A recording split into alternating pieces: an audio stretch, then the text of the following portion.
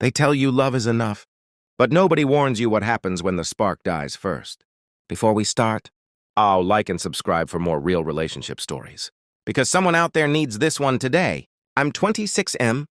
I've been with my girlfriend for 4 years. 4 years of comfort, stability, and a bond I've never felt before. And I'm not the type who runs from commitment. In fact, I ran toward this one. She came into my life when she was broken. She had just lost a parent, and I held her through the darkest grief I'd ever seen. Night after night, tears on my shirt, shaking hands, whispered fears. And I stayed. Not out of duty, but because I loved her. We built a life. We talked about marriage, kids, little house dreams. Everyone around us says we're meant to be. And sometimes I believe them. But then there are the nights. Quiet, empty, heavy nights where I lie next to the woman I love and feel a loneliness so sharp I could choke on it. Because we don't touch each other anymore. We don't crave each other. We barely even kiss like lovers.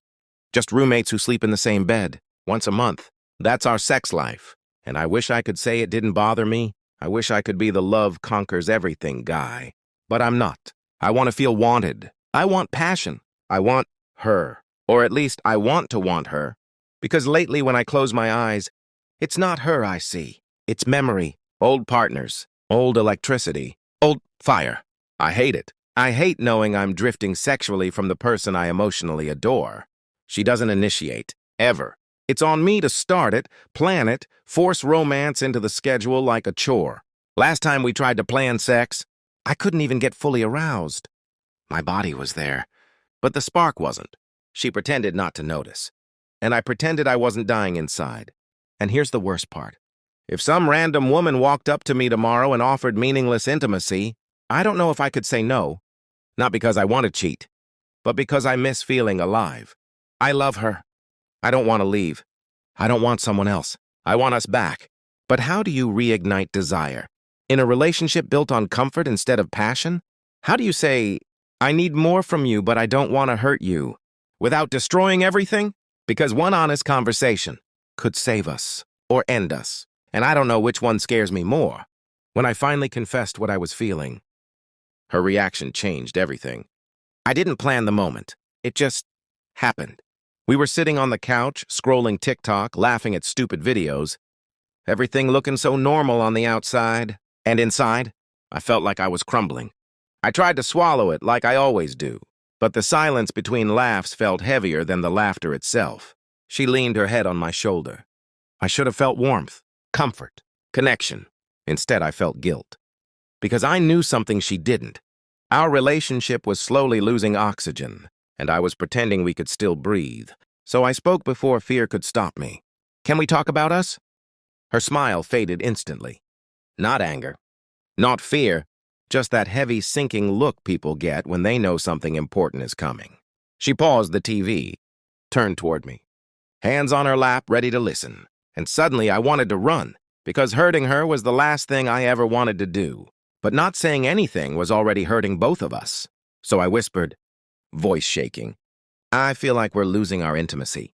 I miss us, not just emotionally, physically too. I want to feel close again, and I don't want you to think that means I love you any less. Her eyes softened, but not in the way I expected. Not shock, not anger, just sadness. She looked down at her hands and said quietly, I know. That hit me harder than anything. She knew. She felt it too. We were both living inside the same quiet ache, pretending not to drown. I thought you weren't attracted to me anymore, she whispered. Tears started pooling, not falling, just held there like she was fighting them off. My heart broke a little. Because while I was busy feeling unwanted, she thought she wasn't enough for me. I reached for her hand and she didn't pull away, but she didn't grip mine back either. It was like holding someone who wanted to stay, but didn't know how. She said, I've been scared. Scared of disappointing you. Scared I'm not good enough. Scared you'll get tired of me. And that moment, that vulnerability, it cut through every frustration I had. It wasn't rejection. It was fear. Fear that she wasn't enough. Fear that she'd lose me if she tried, or if she didn't. And suddenly I didn't feel angry or deprived. I felt protective. Of her, of us, of the love we built. Because this wasn't about sex. It was about connection slowly starving in silence. And just when I thought things were finally opening up, she asked me a question that stopped my heart cold. Are you fantasizing about other people? And in that moment, the truth was a minefield. Tell the truth and risk breaking her, or lie and destroy the trust we just fought to rebuild. I had to choose, and what I said next changed everything. Don't forget to like and subscribe if you're watching this as a story series, because real relationship stories deserve real conversations. When she asked me, "Are you fantasizing about other people?" my stomach dropped. Not because she accused me, but because she already knew something was wrong. Silence filled the room. Heavy, sharp, like we both stopped breathing. I could have lied. Said no, protected her feelings, protected myself. But lies are poison, and our relationship already felt fragile. So I swallowed hard and told the truth. A careful, painful truth. I don't want anyone else, I said. But sometimes my mind goes back to old memories. Not because I want those people, but because I miss the feeling of being wanted. She didn't cry. She didn't yell. She just sat still, quiet, processing, and honestly, that silence was worse than tears. I reached for her hand again. I'm not fantasizing about leaving you. I don't want someone else. I want us. I want the passion we used to have. Or maybe the passion we deserve to build now. She took a deep breath, voice trembling. Do you think I don't want you? I shook my head immediately. That's not it. I just don't always feel wanted. She finally looked me in the eyes, and there was so much sadness there it almost crushed me. I thought I was failing you. There it was. The truth beneath everything. We weren't broken. We were scared. Both of us. Afraid we weren't enough. Afraid the other person was slipping away. I whispered, we're not enemies. This isn't about blame. I don't want a perfect sex life. I just want you. Fully. Emotionally. Physically. Together. And then she did something I didn't expect. She leaned forward, rested her forehead against mine, and whispered, I want that too. But I need help. I don't always know how to start. And I don't want to feel pressured to be perfect. Right then, something finally clicked. This wasn't a fight. This wasn't rejection. This was two scared people finally choosing honesty over comfort. Love wasn't dying. It was asking to be fed. Then she looked at me and asked softly, so how do we fix this?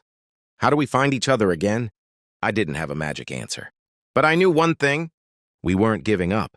And that was the first spark we'd felt in months. When she asked, how do we fix this? I didn't pretend to have a perfect plan. Instead, I said something simple.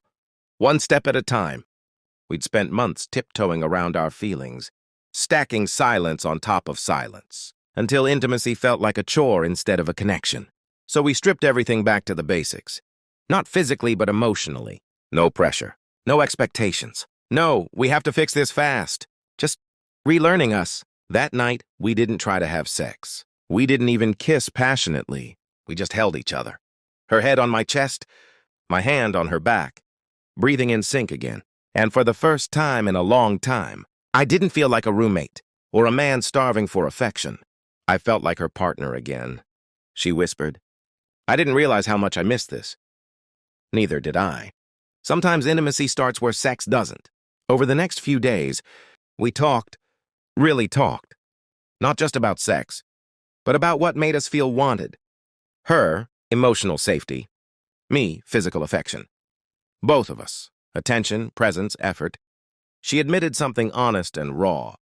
I get in my head. I'm afraid to disappoint you. And then I freeze instead of trying. And I told her, I don't want perfect. I just want you to want me. Hearing each other healed something. Not all at once, but enough to feel hope again. We decided to rebuild attraction intentionally, not like teenagers making out in the dark, but like adults who still believe passion matters. We planned connection, not sex. Cooking dinner together, taking evening walks, cuddling without rushing, touching more, holding hands, brushing hair back, small kisses, laughing again, flirting again. We weren't fixing a bedroom problem. We were feeding a relationship that had been starving quietly. And slowly, the spark returned. Not a wildfire, but a warm, steady flame. The kind that lasts. One night during a movie, her hand slid across the couch and laced into mine. First, no pressure. No, this has to go somewhere. just wanting to touch me. I didn't say anything. I just smiled, because that small moment meant more than 1,000 forced nights ever could. And then one evening, as we were brushing our teeth side by side, she looked at me in the mirror, smirked, and said, "You know, I've been thinking about trying something new tonight." My heart stopped, because for the first time in months, she initiated, and nothing in the world felt as intimate as that moment. Don't forget to subscribe for more real-life emotional stories, because relationships don't fall apart overnight, and they don't heal overnight either. That night when she whispered, "I want to try something new," I didn't jump. I didn't rush. I didn't let excitement take over fear. I just turned to her, looked in her eyes, and asked, "Are you sure? I want this for us, not just because you feel you should." She smiled, nervous but sincere. "I'm sure. I don't want to avoid intimacy anymore. I want to connect again with you." It wasn't lust in her voice. It was choice. And in that moment, it wasn't about sex at all. It was about being wanted again. There was no dramatic music, no movie scene fireworks, no sudden passion exploding after months of distance. Instead, there was softness.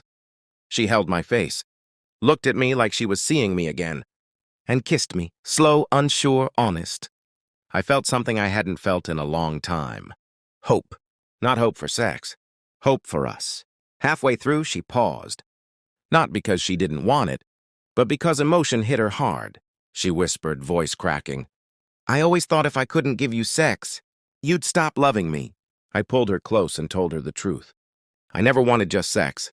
I wanted you. I missed you, not your body. And she cried softly in my arms. Tears not of sadness, but release, because the pressure was gone. Because she realized she wasn't failing as a partner. She was learning to feel safe again. This time wasn't like before. There was no tension, no fear of disappointing, no performing.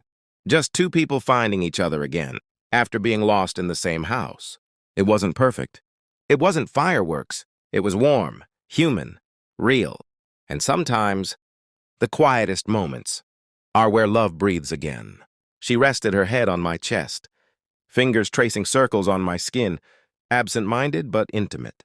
She whispered, "Thank you for not giving up on me."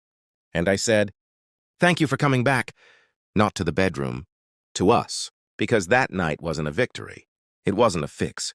It was a beginning made of patience, communication, and choosing love, even when desire feels complicated.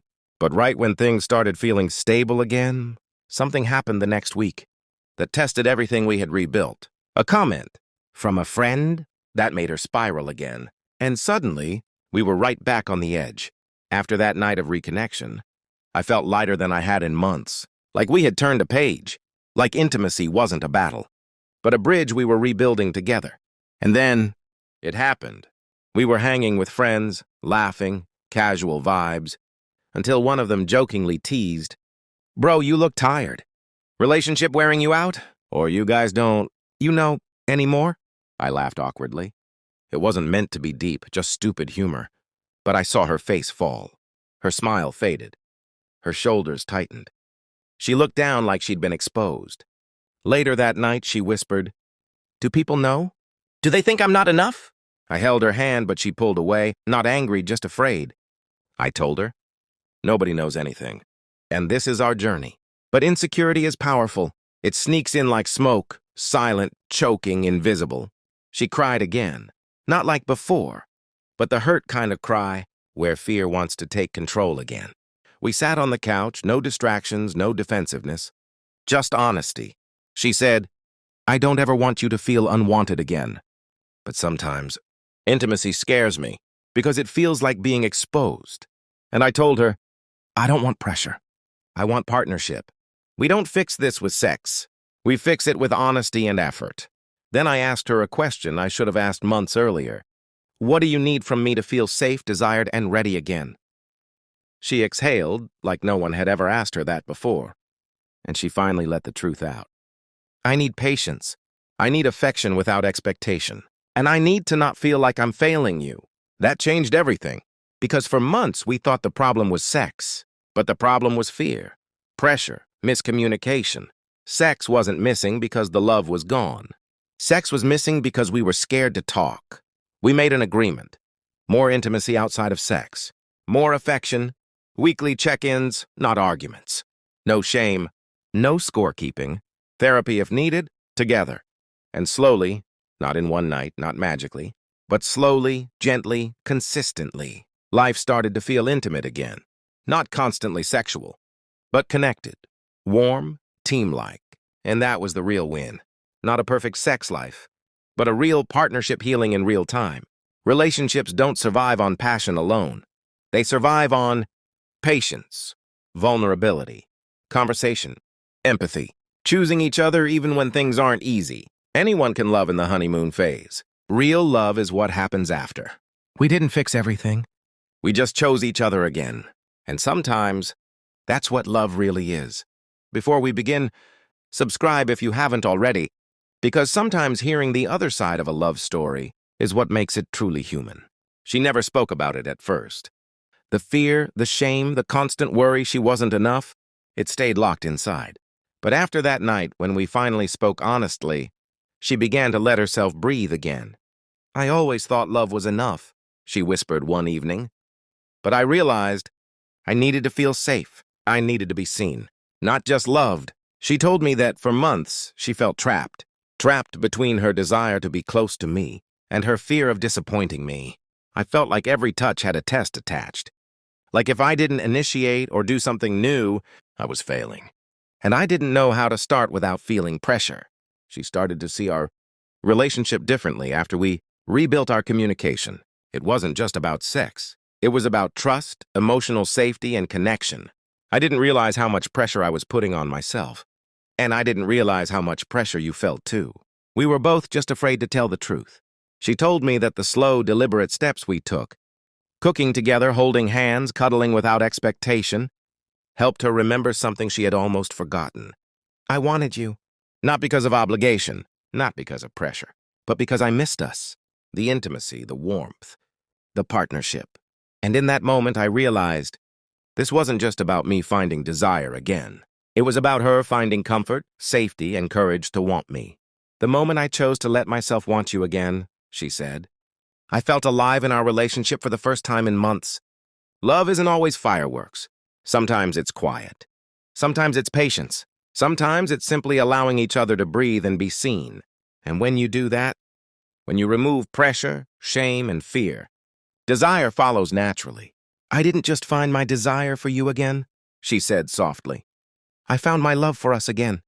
Real relationships survive when two people choose honesty over fear, connection over convenience, and love over embarrassment.